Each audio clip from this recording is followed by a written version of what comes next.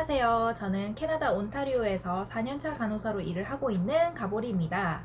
오늘은 제가 대학생이 되기 전에 좀 알았으면 좋았을 텐데 하는 그런 점들을 좀 얘기를 해보려고 해요. 제가 대학교를 입학을 할 때는 그 당시에 캐나다에 온 지 4년밖에 되지 않은 상태여서 캐나다 시스템도 잘 모르고 캐나다 대학 생활에 대해서도 잘 모르는 상태에서 그냥 어리버리한 채로 입학을 했었습니다. 그래서 모든 학교라든지 모든 학과를 대변할 수는 없지만 적어도 제가 맥길 그 간호학과를 다녔을 때는 진짜 정말 모든 게 다 색다른 경험이었거든요. 그래서 한번 좀 얘기를 새내기들을 위해서 해보려고 합니다. 일단 첫 번째는 교과서를 굳이 다 모든 과목을 사지 않아도 된다는 점이에요. 저희 학교 같은 경우는 대부분이 PPT라든지 PDF 파일 올라오는 곳에서 시험이 출제가 됐고, 그리고 교과서는 약간 서플리멘털 그런 보충 교재로 사용하는 교수님들이 되게 많았어요. 이게 전공이든 교양 과목이든. 그렇기 때문에 저는 그 당시에 비싼 돈 주고서는 책을 다 샀고, 그때 산 그 가격만 700불 정도가 들었거든요. 한 학기 그 교과서를 사는데 다 새 책을 사고 책 하나하나가 100불 이상이 훨씬 더 넘습니다. 그래서 되게 경제적 타격이 좀 커요. 라이브러리 제네시스라고 하는 그런 웹사이트가 있어요. 근데 그런 곳에서 그 PDF 파일로 텍스트북 같은 거를 무료로 다운을 받을 수 있는 곳이거든요. 그래서 한번 거기를 리서치를 해서 필요한 전공 서적이라든지 아니면 교양 서적, 교과서가 있는지를 확인을 한 후에 만약에 없으면 어쩔 수 없이 사야겠지만 거기서 다운을 받을 수 있다면 그 웹사이트를 사용을 해보는 거를 적극 추천을 합니다. 그리고 또 하나는 이게 학교마다 약간 그 페이스북 텍스트북 뭐 거래 페이지가 있을 거예요. 그럼 거기를 가입을 미리 들어가서 텍스트북 같은 거를 그 학생들이 거래를 합니다. 그래서 거기서 이제 그 이전 선배들이 책을 막 파는 거죠. 그러면 중고 가격으로 살 수가 있기 때문에 그런 식으로 책을 사는 걸 추천을 하고, 아니면은 나중에 이제 도서관에서 빌리는 것도 방법인데, 이제 도서관은 문제가 책이 한두 개 정도밖에 없을 거예요. 그래서 어떤 또 눈치가 진짜 빠른 애들은 아주 그냥 미리 빌려놓고서는 안 갖고 오고 그러거든요.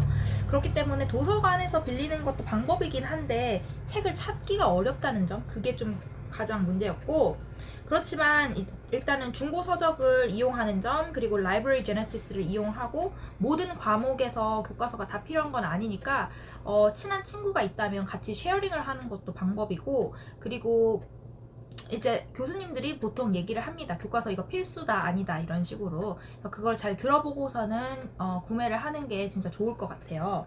첫 번째는 뭐냐면, 제가 간호학과를 처음 들어갔을 때 정말 어리버리하게 갔다고 했잖아요.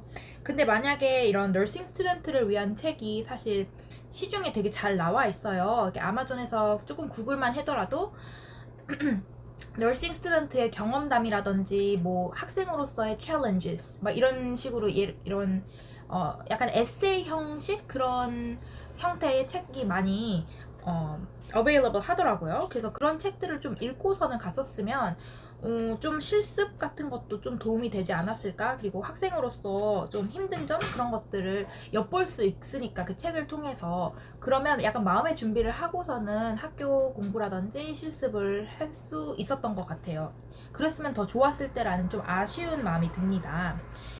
레지던스에서 살 필요가 없다는 점 꼭, 이거는 사람 개인의 성격마다 다르긴 한데, 그 많은 신입생들이 레지던스를 삽니다 보통은. 왜냐면 다른 도시에서 오거나 다른 곳에서 오면은 그 도시 그 학교가 있는 곳에 적응이 처음에는 어렵기 때문에.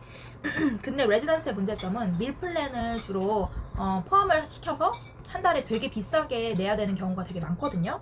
그리고 차라리 학교 근처에 있는 스튜디오라든지 작은 아파트먼트를 좀 구글링을 해서 그게 가격이 어느 정도인지를 보면서 더 맞는 거를 찾아가는 게 더 좋을 것 같고요. 당연한 얘기긴 한데 학교 웬만해서는 가까운 곳에서 사는 게 진짜 좋아요. 특히 1학년 때는.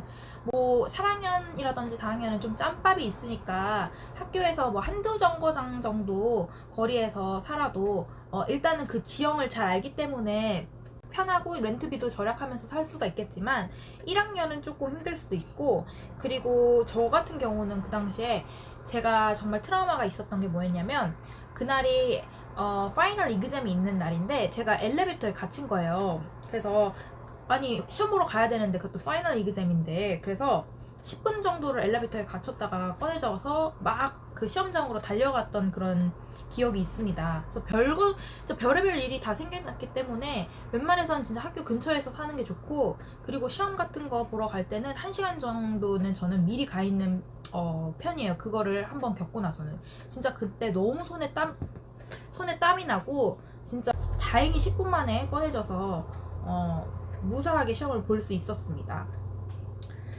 그리고 또 다른 점은 바로 유행을 따라서 소비하는 거를 좀 자제를 하면 좋겠다라는 생각을 해요. 이거는 뭐 개인의 소비 그 초이스이고, 뭐 다른 사람한테 뭐라고 할 수는 없는 문제지만, 저 같은 경우는 그 당시에 제가 처음 대학교를 갔을 때 이게 몬트리올이니까 굉장히 사람들 모두가 패션에 민감을 한데, 그 당시에 정말 멋쟁이라면 필수템 그런 게 있었는데, 그게 뭐냐면 헌터 부츠라고 이렇게 고무 장화 같은 거, 그거랑 롱샴 숄더백이랑 그리고 캐나다 구스 뭐 이런 것들. 근데 문제는 그런 일단 비싸요. 근데 그 당시에 저는 왠지 나도 내가 대학생 그래도 됐는데 저런 거 물건들 하나쯤은 있어야 되지 않을까 이런 생각을 했어요. 제가 필요해서 산 게 아니라 그냥 다른 사람들이 많이 갖고 있다는 이유 하나로 나도 왠지 필요할 것 같아 이런 생각을 했거든요. 그래서 결국에는 헌터부츠를 200불 주고서는 샀습니다. 그 당시에. 근데 헌터부츠가 정말 나쁜 점이 뭐냐면 그 고무 장화기 때문에 강의 시간에 있으면 되게 발에서 땀나고 발이 되게 더워요. 그래서 저는 좀 그게 실용적이지 않다고 느꼈고, 그리고 제가 어떤 다른 진짜 이쁘장하게 생긴 미국 여자애가 있었는데 걔도 헌터부츠를 많이 신고 다니는 애였어요. 근데 걔랑 어느 날은 랩을 같이 하게 됐는데 랩에는 신발을 벗고 들어가야 되는 상황이었거든요. 근데 걔가 좀 얼굴도 되게 바비같이 생기고 담배를 좀 많이 피긴 해서 담배 냄새 진짜 많이 나긴 했는데 일단 얼굴이 되게 예뻤습니다. 근데 걔가 그 셔틀부츠를 벗고서는 그 랩에 같이 들어가는데 너무 발냄새가 나는 거예요. 나는 진짜 깜짝 놀랐어요. 그게 발냄새 때문에 그 아이의 그런 러블리한 그런 이미지, 그런 게 산산조각이 났어요. 정말 발냄새 너무 심해서. 그래서 그 이후로는 이 헌터부츠 진짜 좀 비실용적이다. 이거는 멋쟁이가 되기 위해서 발냄새를 꼭 가지고 가야 되는구나. 이런 느낌을 제가 받아서 정말 비추고, 차라리 그런 비싼 아이템들을 살 돈으로, 만약에 그게 필요하다면 진짜 내가 잘 쓸 수 있다면은 사는 거는 당연히 괜찮은 것 같아요. 근데 만약에 그냥 유행 때문에 샀다면 차라리 그렇게 생각하지 말고, 사실 아무도 신경 안 쓰거든요. 그 대학교에 뭘 입고 다니고 그러든 말든. 그런 돈을 좀 아껴서 학자금 대출을 빨리 갚거나, 아니면은 주식을 차라리 한 주씩 한 주씩 모아두는 습관을 기르면 나중에 저처럼 20대 후반이 되면 웃는 자는 따로 있습니다. 그래서 애플 같은 거 주를 한 주 한 주씩 모아두면 얼마나 좋겠어요. 그래서 그거를 저는 약간 나중에 저는 사회생활을 하면서 깨달은 사람으로서 조금 아쉬움이 있어요. 제가 다음번에는 아마 한국 사람들이 잘 모르시는 약간 TFSA라는 어카운트가 있는데, 그런 거 얘기를 좀 해보려고 합니다. 이제 주식 같은 거 어떻게 거래를 하고 캐나다에서는 어떤 플랫폼을 쓰는 게 좋은지 뭐 그런 거를 좀 얘기를 해보려고 합니다. 다음번에 봐요.